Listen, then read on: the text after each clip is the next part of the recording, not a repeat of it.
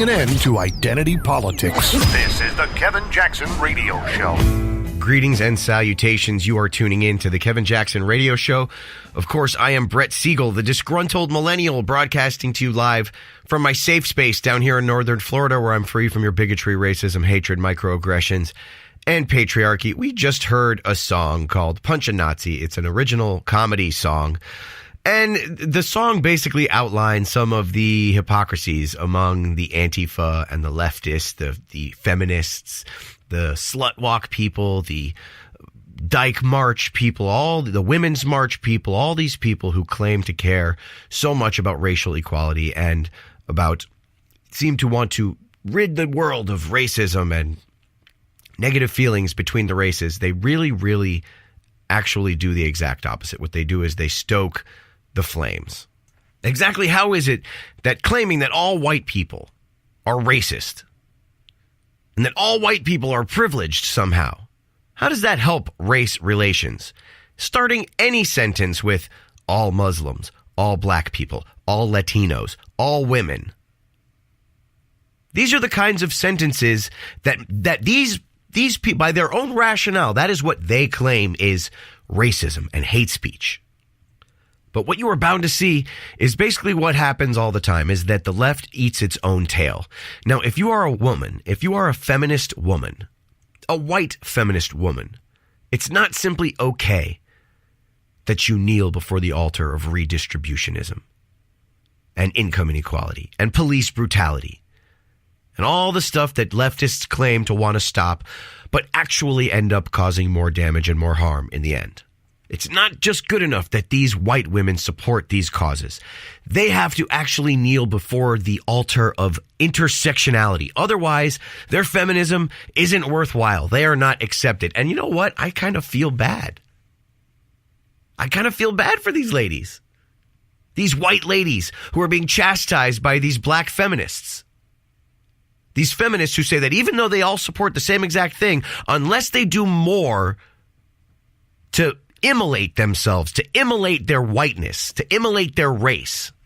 I don't think race should be upheld. I don't think it should be immolated. It's one of those things that's just a fact of reality. You're just born that way.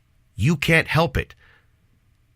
Criticizing yourself because of your race, forcing others to criticize themselves because of their race, that's not going to make race relations any better. And this is the crux of it, because they do not want to make race relations any better.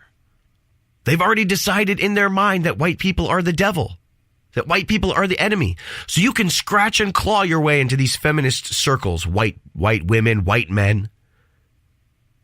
The farther to the left they go, the less you are going to be accepted. It's like being a Jew in one of these circles.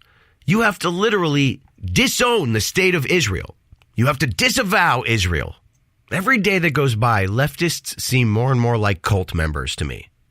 Disavow this, protest that, the big black bloc of Antifa. They've got their pecking orders too, their hierarchies of victimhood. If you're a white woman, you're scum. You can't be a feminist. You have to disavow your whiteness.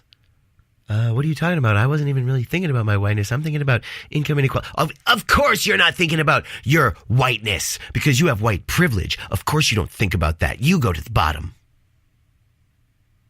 And I guess the blacker you are and the more gay you are, the more trans you are, the more Muslim you are, the higher your victim status is. So you get a higher place in the cult. People talk to you differently. They refer to you differently. See, they can call you white people, but you have to call them person of color. You see the difference? What's amazing to me is how overt the racism is. On the left, racism towards white people is so mainstream now. It's just like, okay. It's totally okay. No one really thinks twice about it. You know how many times I've been called a cracker? A honky? White boy? So many times. I'm not complaining. Some people are just jerks. And that makes a meritocracy so much more important when you're choosing who to surround yourself with. These feminists, it's not a meritocracy. It's all based on the color of your skin and your station in life. It's all based on how much privilege you have and how much guilt you need to assume. Name one extremely insulting pejorative that goes only to white people that's universally condemned, like the N-word. Universally condemned. Name one. If you can think of one word that refers to white people that is universally condemned, or one phrase that is universally condemned, tweet me at Shaq General, because I want to know. Because as far as I can see, when it's white people, it's fair game. And these intersectional feminists, they don't even know when they have a good thing. They've got droves and droves of these white women lining up, clawing their way into these feminist organizations. And the first thing these intersectional feminists do is say, you have to disavow your whiteness. You have to disavow the patriarchy, all this stuff, all this stuff that, now these white feminists are starting to think, well, hey, well, like, what are you talking about? Some of them buy into it, and I'm sure some of them become conservatives because these white feminists show up and they're there to help. And when you look a gift horse in the mouth, you make people start to think, why did I do this? Why did I join this feminist club? All I hear all day long is how terrible I am. I'm talking to you, white feminists, who may have found yourselves feeling a little bit guilty about your melanin content. You might have heard the term white feminism used lately after Nicki Minaj and Taylor Swift's Twitter exchange, or when people critique HBO's Girls. Actually, I don't care about either of those things. I don't care about some stupid petty feud between some celebrities, nor do I care about the extreme leftist hack Lena Dunham, who really, really just sucks as a human being. But what does it mean? Basically, white feminism is feminism that ignores intersectionality. So not all feminists who are white feminists. But most white feminists are white. You see how they just rope in a vast majority of minorities?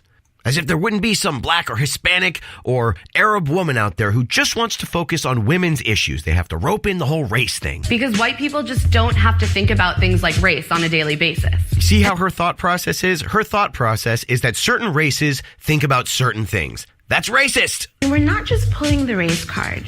White feminism excludes the experiences of basically anyone who's not white, cis, and straight. Here's why that's so problematic. First, it assumes the way white women experience misogyny is the way all women experience misogyny. And that's just not true. No, creepy rapers and sexual harassers are just super racist, They go around and say, oh, well, this black chick, I think I got to harass her even more because she's black. Oh, this white chick, I'll give her a pass because she's white. Or I'll just harass her a little bit, or I'll just grab one boob instead of two. What are you even talking about? White feminism aims to close the wage gap between men and women. But what it fails to recognize is that most of the time, Latina and black women make even less than white women. Yes, there are swaths of feminists out there who are out there protesting Occupy Wall Street and all that good stuff. They're out there thinking to themselves, oh, I only care about white inequalities. I only care about... No! This is just a natural result of what intersectionality is. Intersectionality, the crux of intersectionality is to divide people on these lines. If you don't do that, then you're not intersectional, so of course. The irony is that these feminists, these white feminists, are all in their camp. Who are they even talking to? And police brutality should be viewed as a feminist issue, but it doesn't affect white women the way it affects women of color. If Sandra Bland had been a white woman, would a simple traffic stop have resulted in an arrest? Would she be viewed as a loud, angry black woman? Would she be dead? White feminism ignores the role that whiteness plays in creating things like beauty standards. White women are most often the faces of feminism. Tina Fey, Taylor Swift, Amy Schumer have been able to break into industries that have been dominated by cis white men. But black women, women of color, we face barriers that white women don't. Critiquing white feminism isn't about silencing those women. It's about opening up space for even more diverse voices to be heard. And that's great for everyone. Being a white feminist doesn't make you a bad person. It just means you have a lot to learn. The most important thing any white feminist can do is educate herself and listen and engage with the experiences of women of color without silencing them. Because sometimes as white ladies, we just have to shut up. Okay, well, doesn't this color the protest of Richard Spencer a little bit differently? Doesn't it color that whole protest a little bit brighter? They want Richard Spencer to shut up because he's a white supremacist. But in the same breath, they want their own people, their own white people, to shut up. It kind of makes it seem like these intersectional feminists, these leftists, don't want white people anywhere to have any sort of voice. As if we all sit around here thinking about race all the time. Get me at Shaq General. We'll see you next week. He won't stop until he's the top-rated radio talk show host in America. What kind of weird competitive freak are you? This is the Kevin Jackson Radio Show.